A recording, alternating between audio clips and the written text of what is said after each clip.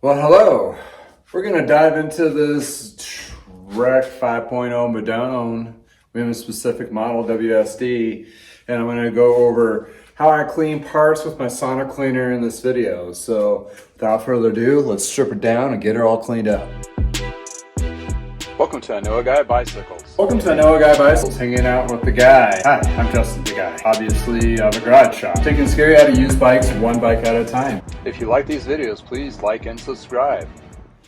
Hi, welcome to I Know a Guy Bicycles, hanging out with the guy. Hi, I'm Justin. This old bike series, Madone 5.0, I'm stripping down the parts. Going to show you what I do with my sonic cleaner. I got a sonic cleaner that's about 1:7 ratio of simple green and hot water. And I have little extra little tools here and gadgets to fill up my basket for parts.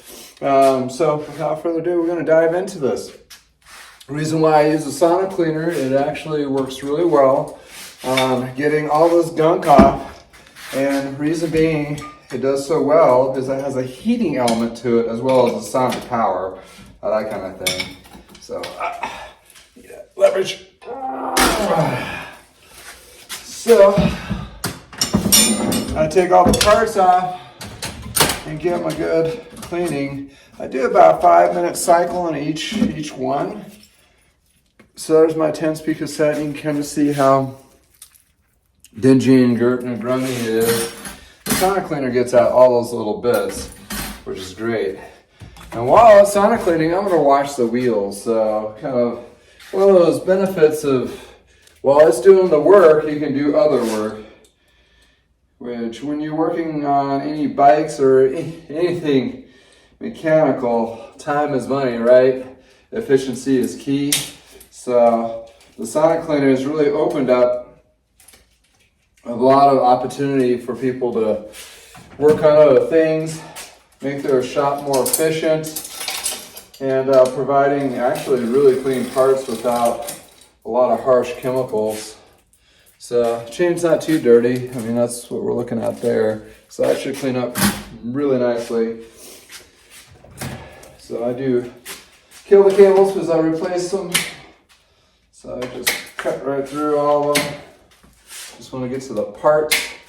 I want to show something specific on this one that I've came across a lot of bikes. And I keep the housing as reference. Oh, that's a good one. So this is a derailleur housing here, and this is one of many reasons I replaced it, is you can see the kink here. That's going to cause binding in the shifting. So cable is kind of like a saw that cuts the inside up, so you want to get those guys out.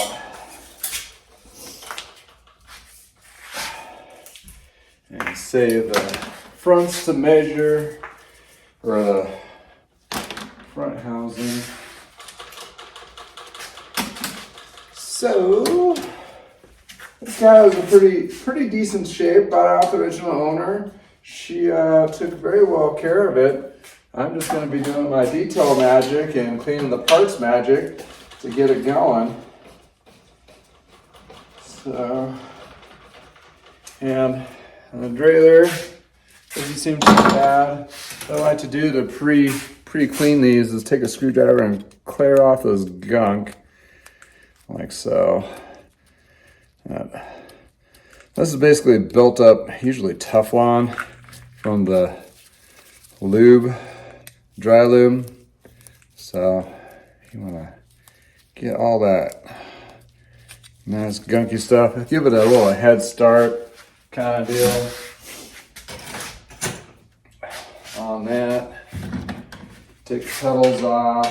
I found it'd be okay to put pedals in there in sonic cleaner, just as like a once over cycle. Then obviously I relube the springs and all the pivots. That really kind of brings it back to life. That kind of thing. So,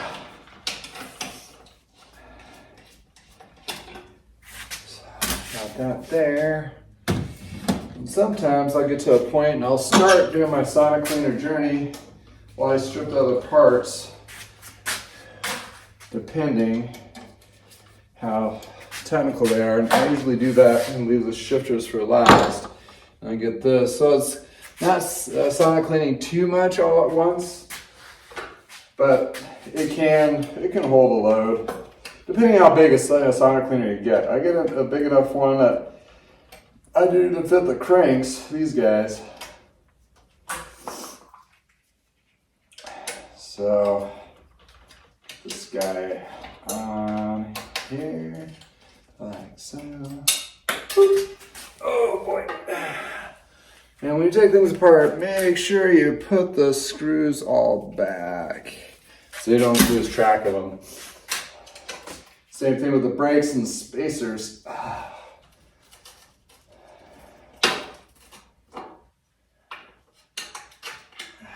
So I kind of reinstall those so they don't disappear on me.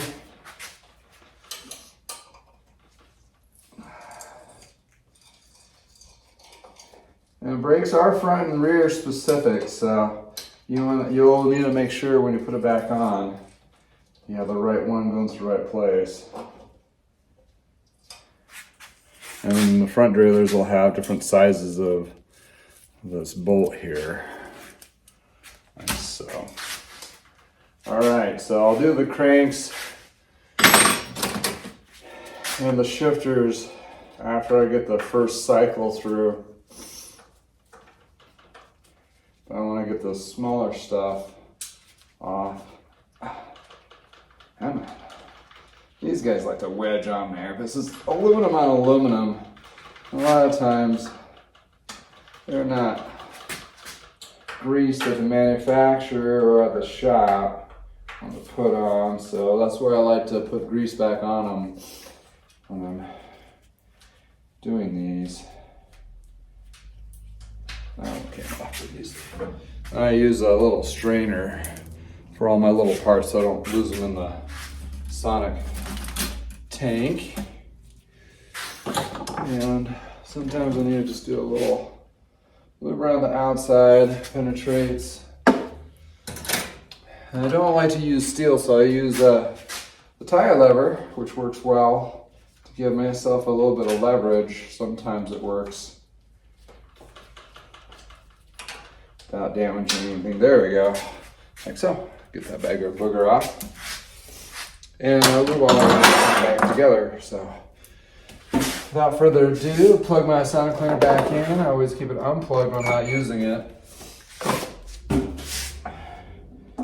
Heating on. This is Celsius. I got it with the regular hot water to saying 29.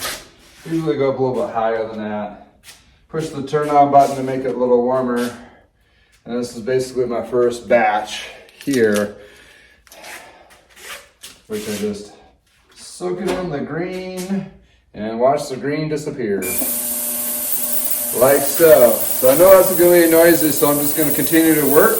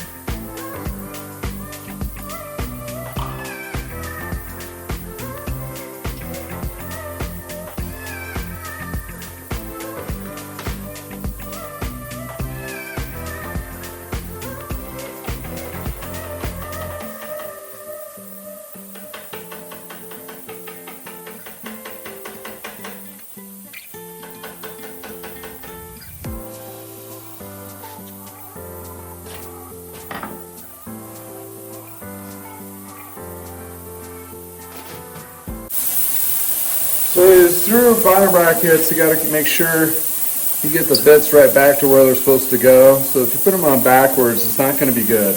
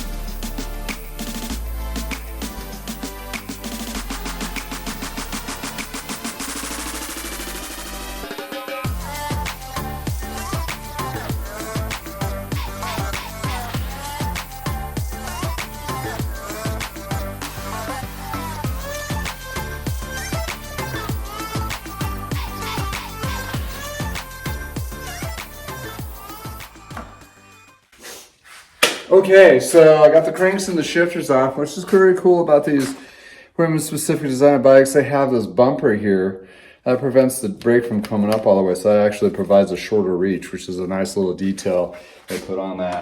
The crankset came off pretty good. It looks pretty clean, that aspect of it. So I'll check these and see where we're looking. Most of the time, like I mentioned, with the pedals, I take out only after one cycle. The skewers is the same. They usually are not too terribly dirty. Then inspect the rest. Sometimes the brakes are usually pretty good after one cycle. This has fresh cleaner in it too, so it's gonna eat away a lot of that stuff right off the bat. And see if I have to pre-treat anything else. Give it one more shot. So actually this is looking pretty good. This one probably needs another little boost. I like to go with the chain a couple cycles in the cassette because that has the most gunk to it. So what I do is I would use White Lightning if you're, the shop bases. I use something a little bit stronger, and I'm very careful with it. Well, with my eyes and my hands, obviously, but on the parts too, you don't want to get too crazy. And this is like carburetor cleaner, so it's pretty potent, pretty strong, so you want to be careful.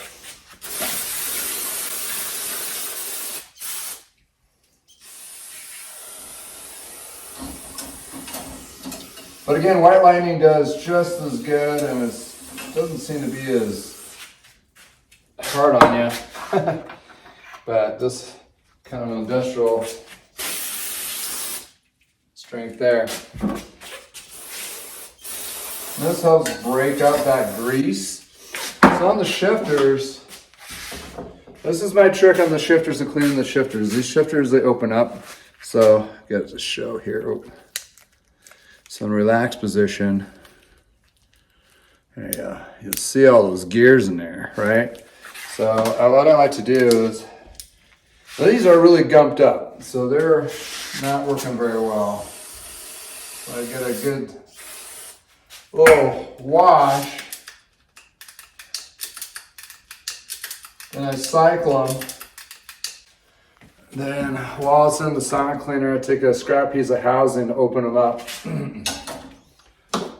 Do the same.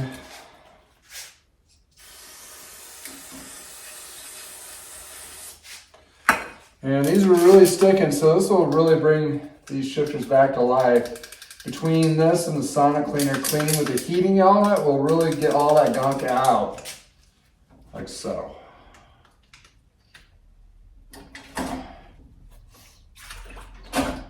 While that bakes, I'm gonna rinse those off and start laying them out to dry.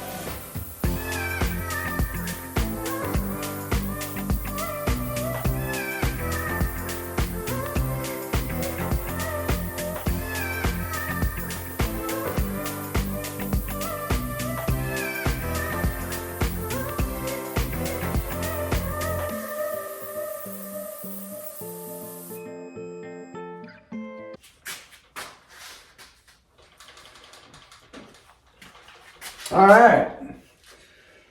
So I'm inspecting the frame. The frame looks good while I'm washing these parts. So like I said, you can do multitask and do a couple different things at the same time. So I only like to just put the shifters in one cycle usually, unless they're really gunked up, and little tidbits there. But like I said, the drivetrain can go a couple cycles, but especially the chain and cassette. Usually the chain cassette starts at the beginning and it's always the last one to leave. It's usually the dirtiest. So to help the cleaner, if you have some extra boogered up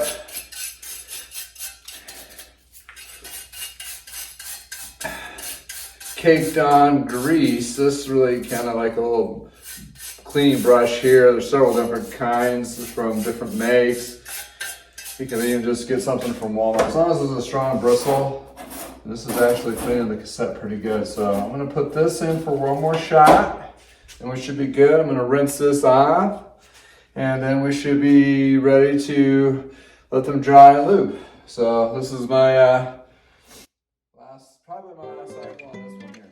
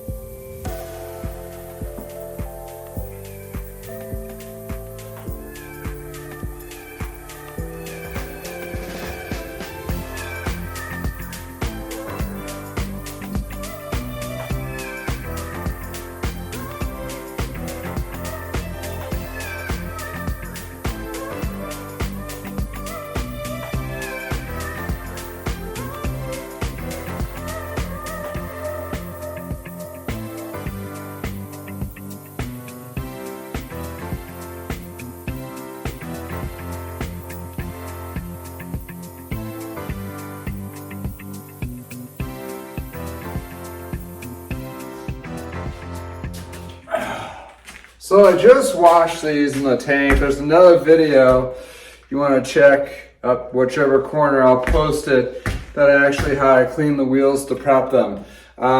This is a good way to pre-clean them. Soap and water, hot water, in a shop sink, and that really gets a lot of the gunk off. And what's really nice is you can get to all these little nooks and crannies by rinsing them out and using a dish brush, really, with dish soap. Now it really gets those little areas where you can't get with a cloth half the time. So these are ready to be trued and polished. So I do polish my wheels too as well. Yeah, I use a cleaner as well on that. So as you can see, I stripped the frame, cleaned it, and inspected. Well, cleaned it as in not polished. I got my parts clean, but they're not lubed yet. But that's a good part of the process. And then I got the crankset I need to rinse off here, which it looks pretty good. So I'm gonna rinse this and I'll do a little recap here. Unplug that, be right back.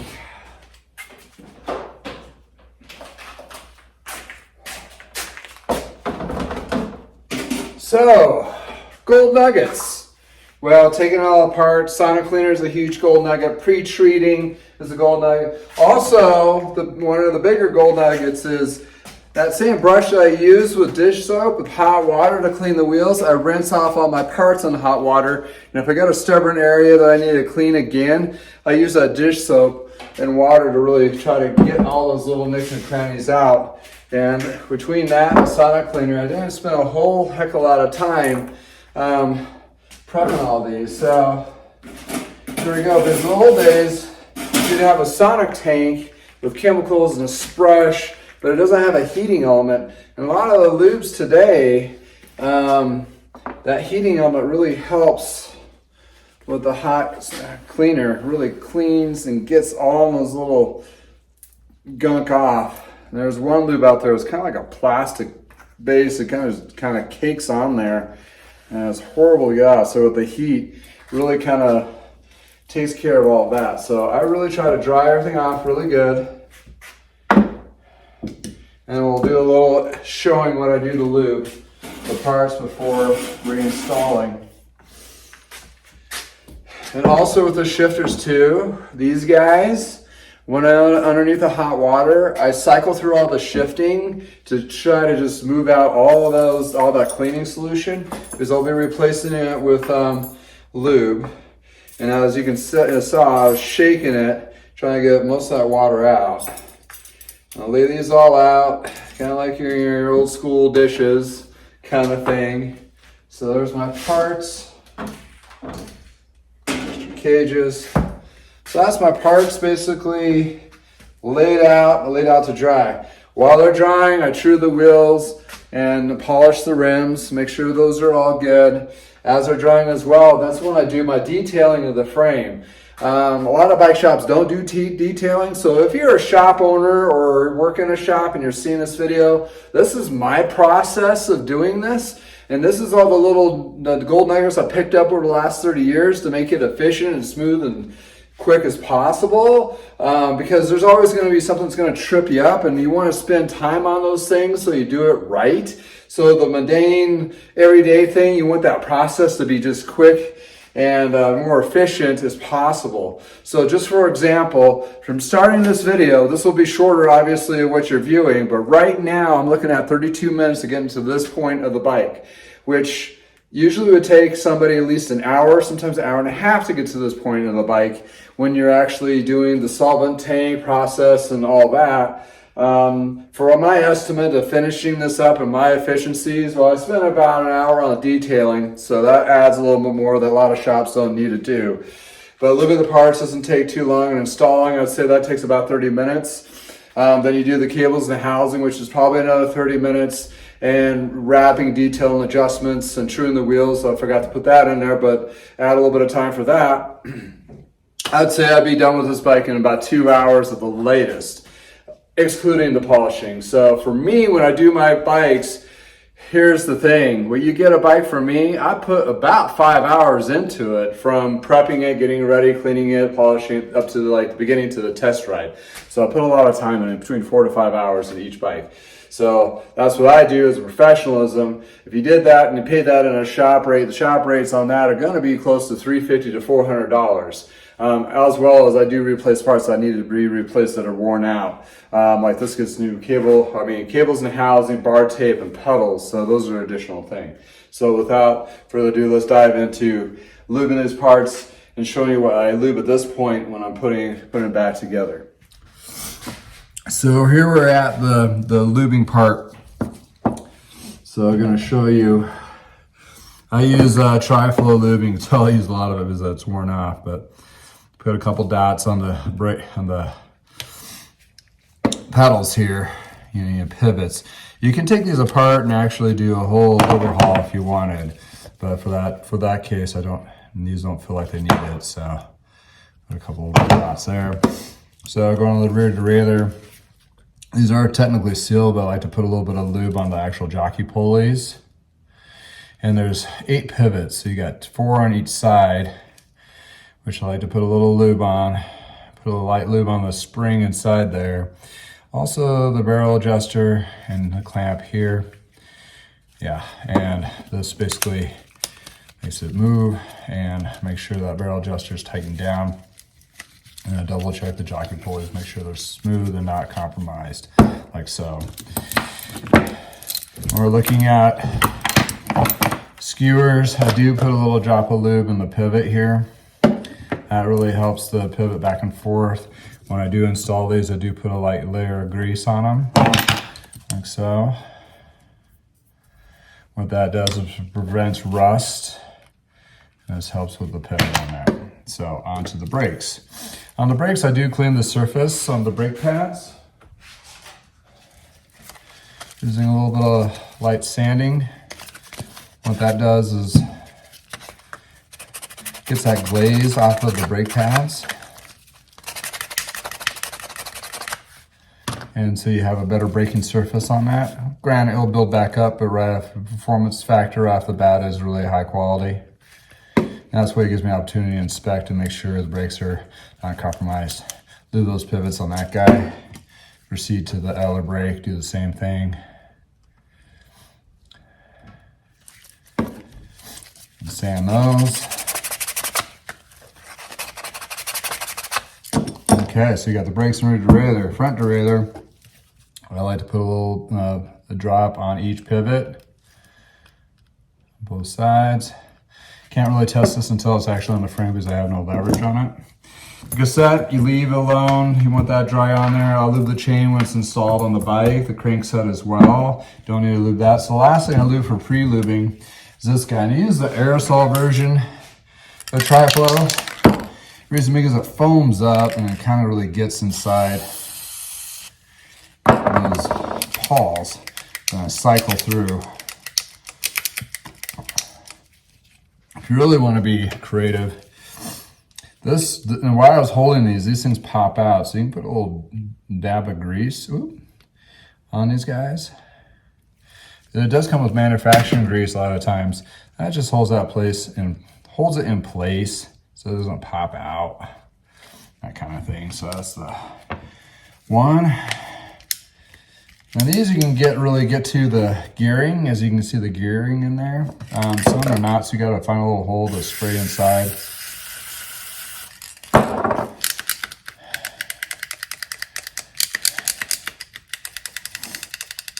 So that's a lot better. It was a lot before it was sticky. This is very responsive now. So wipe off the excess, of course. A little grease on these guys. Hold them in place because that sometimes will pop out and then it falls on the floor and then you're like, where the hell did that thing go? That kind of thing. So Tri-Flow, Superior Lube. Then I install the cassettes and all that. And that's basically how these are all ready to go back on the bike. So the drivetrain has been clean, the brakes have been clean. Then I just kind of go through and make sure there's extra gunk that's been completely cleaned off, that kind of thing. Then when I reinstall these guys, I put a little lube on here. So you want these to fit or adjust while it's on the bikes and not too stiff. So sometimes I use little pliers to kind of help break it loose because sometimes they get tight, but not too much to scar it. So you want to be able to reach down with your hand and adjust that housing or a cable stop. So you want to put a lube there. So right now I'm at the point where I'm going to detail my bike and then true the wheels. Then we'll throw it back together. So that's on this old bike. Here's the old parts and so forth. That's how I clean them. You can do this at home. Yeah, get yourself a Sonic cleaner, not too terribly expensive. If you're in a shop and you wanted to experiment with a Sonic cleaner, I think it's not like a $300 lift or anything. I think you get a decent one off of Amazon for like $100 or something like that. And the jug of Simple Green is like $10. And I use maybe 3 tanks to 1 gallon of it. So you can go through 3 different cycles.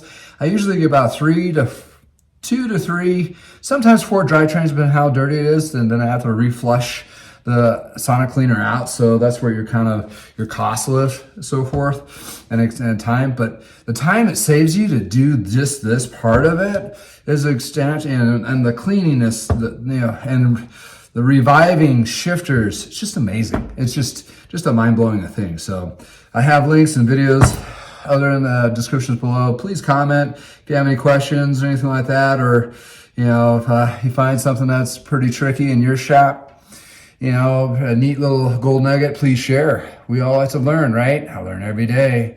Again, thank you for your time. Have a great day from the garage.